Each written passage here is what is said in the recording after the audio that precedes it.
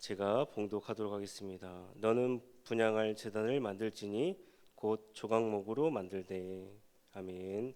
우리 옆 사람과 평화 인사 나누도록 하겠습니다. 주님의 평화를 빕니다. 평화를 빕니다. 추운 날씨에도 불구하고 현장 예배로 나오신 여러분들 축복합니다.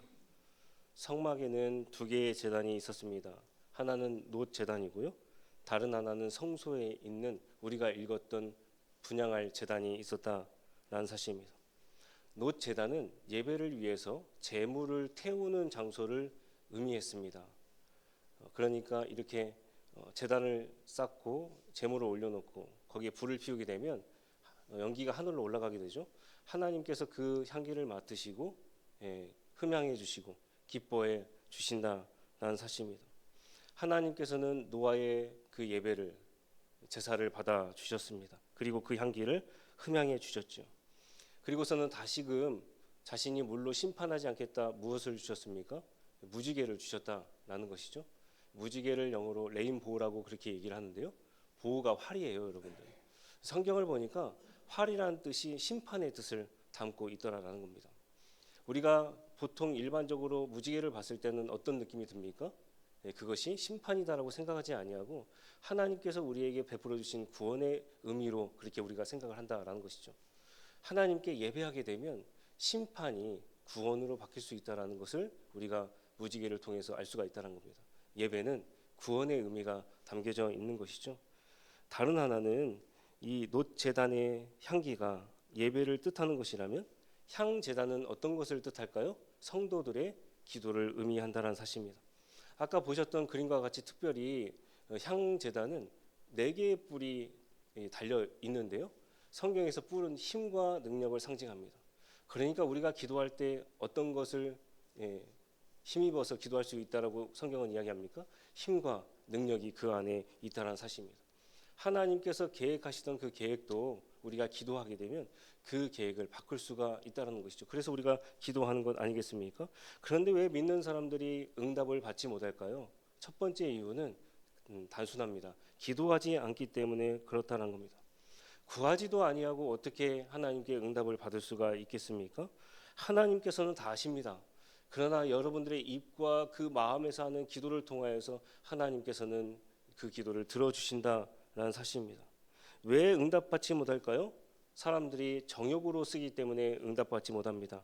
야고보서에서 말하고 있습니다. 정욕이 무엇입니까? 사적인 욕망입니다.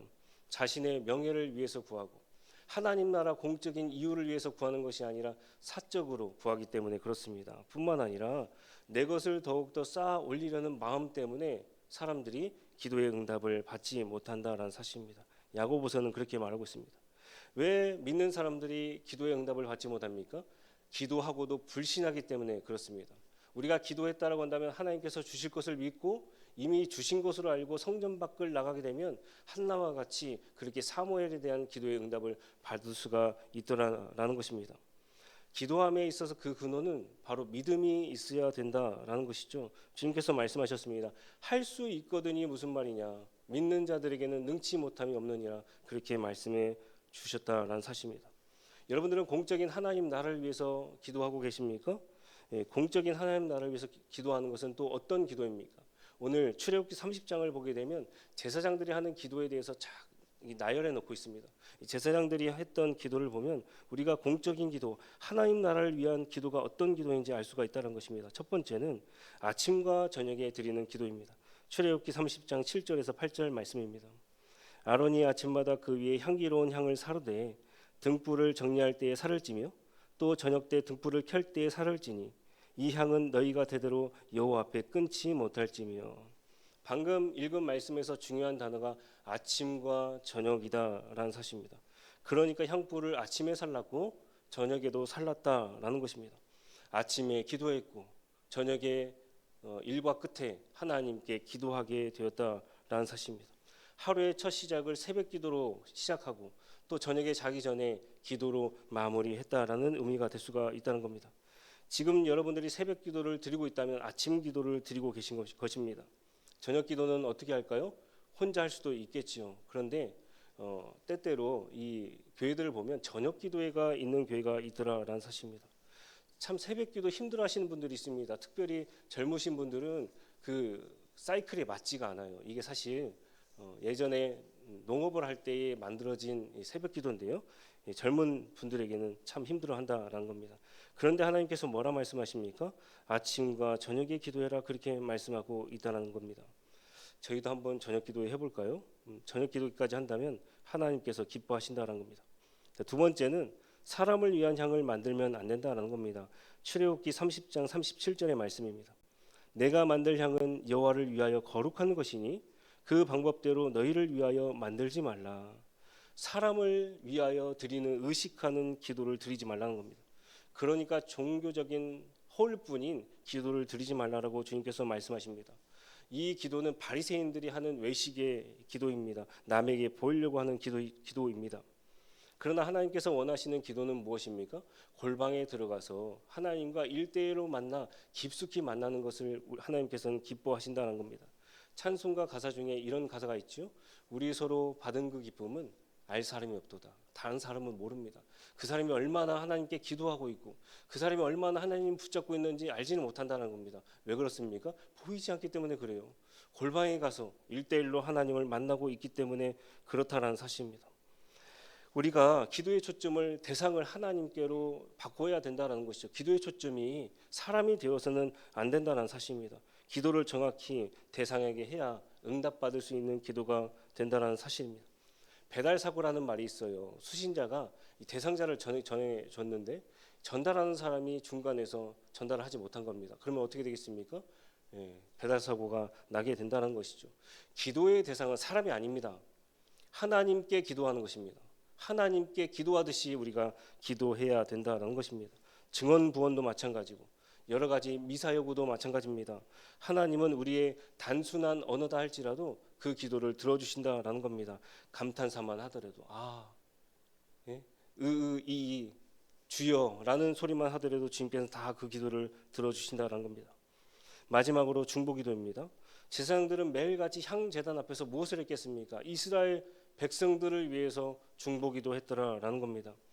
대제사장 되시는 예수님 우리를 위해서 중보기도 하셨습니다. 누가복음 22장 31절에서 32절의 말씀입니다. 시몬아 시몬아 보라 사단이 밀 까부르듯 하려고 너희를 청구하였으나 그러나 내가 너를 위하여 내 믿음이 떨어지지 않기를 기도하였노니 너는 돌이킨 후에 내 형제를 굳게 하라. 사단이 베드로를 원하고 있는 장면입니다. 예수님께서는 베드로를 위해서 그 믿음이 떨어지지 않기를 위해서 중보기도 하셨습니다. 우리는 기도를 이렇게 생각합니다. 우리가 잘못된 길을 가고 있노라 하면 하나님께서 미리 막아주셔야지 그렇게 생각을 합니다. 그런데 예수님의 중보기도가 과연 그렇게 되었을까요? 베드로는 예수님을 3번 부인했습니다. 부인을 했어요. 죄를 지었습니다.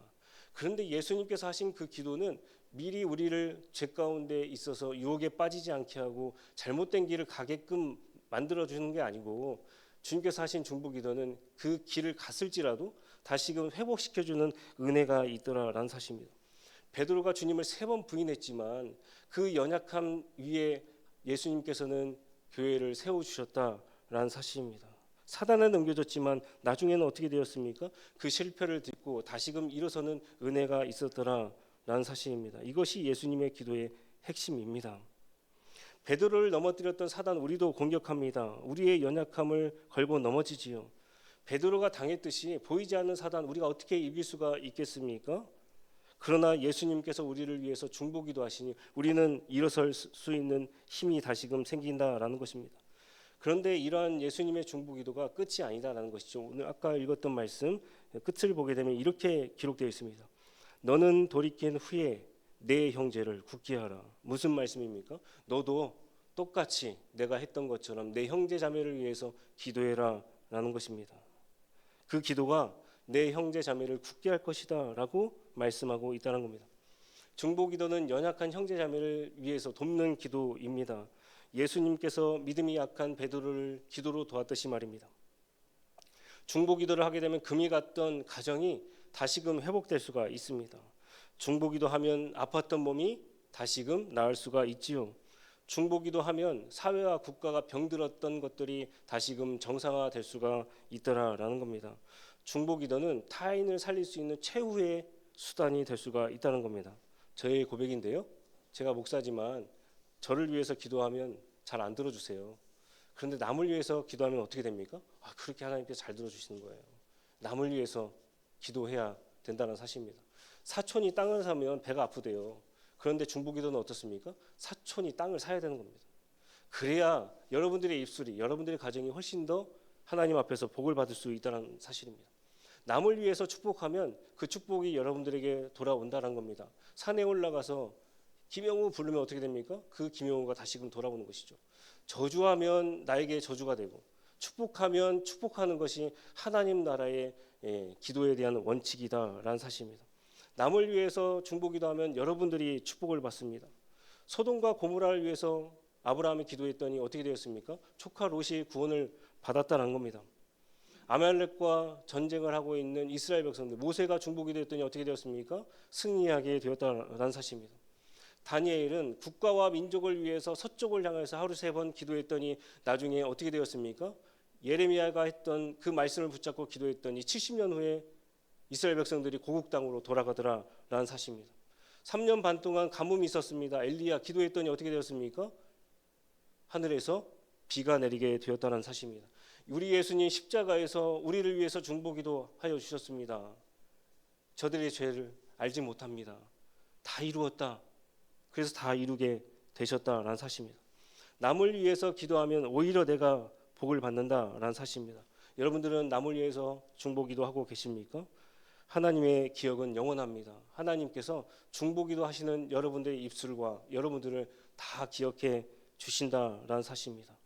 남을 위해 오늘 하루 기도하시고 그 기도가 하나님의 축복으로 여러분들에게 다시금 돌아오는 이 새벽 기도가 되시기를 주님의 이름으로 간절히 소망합니다. 기도하겠습니다.